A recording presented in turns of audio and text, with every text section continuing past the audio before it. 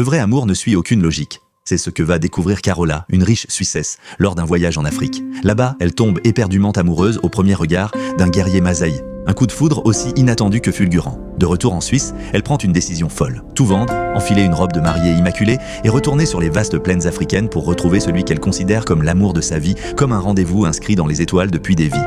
Mais quelques années plus tard, lorsqu'elle tente de fuir cette terre brûlante, le regard de Carola n'a plus la même lumière. Tout avait pourtant commencé comme un simple voyage. Carola possède une boutique de vêtements prospère à Zurich et comme beaucoup, elle croit que partir en vacances ensemble est le meilleur test pour un couple. Alors, avant le mariage, elle part en escapade au Kenya avec son fiancé. Hélas, l'Afrique ne correspond pas vraiment à leurs attentes et ils envisagent même de rentrer plus tôt que prévu. Le dernier jour, ils décident de visiter Mombasa, une ville portuaire animée. Sur le ferry, deux Masaïs sur le pont attirent particulièrement l'attention. Et comme dans beaucoup d'histoires d'amour, tout commence par un simple échange de regards timides.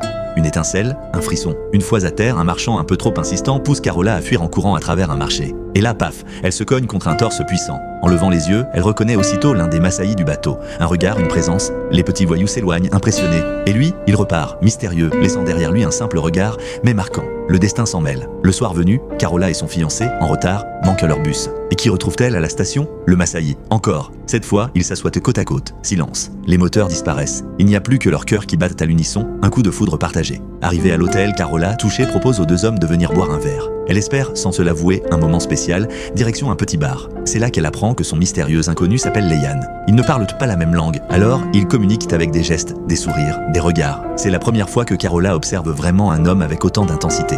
Ses yeux sont doux, son visage sculpté, sa silhouette athlétique et fière. Petit à petit, ils se rapprochent. L'alchimie est palpable. Mais soudain, le fiancé débarque, furieux, et pousse Leyan. Retour à l'hôtel, l'ambiance est tendue. Carola, bouleversée, ne parvient pas à dormir. Ce qu'elle a vécu aujourd'hui semble irréel. Le lendemain matin, direction l'aéroport, comme prévu, mais au moment d'embarquer, au tout dernier instant, Carola écoute son cœur. Elle fait demi-tour et part à la recherche de son véritable amour. Il est parfois difficile de faire la différence entre un coup de foudre et un élan irréfléchi. Mais la fin, elle, finit toujours par révéler la vérité.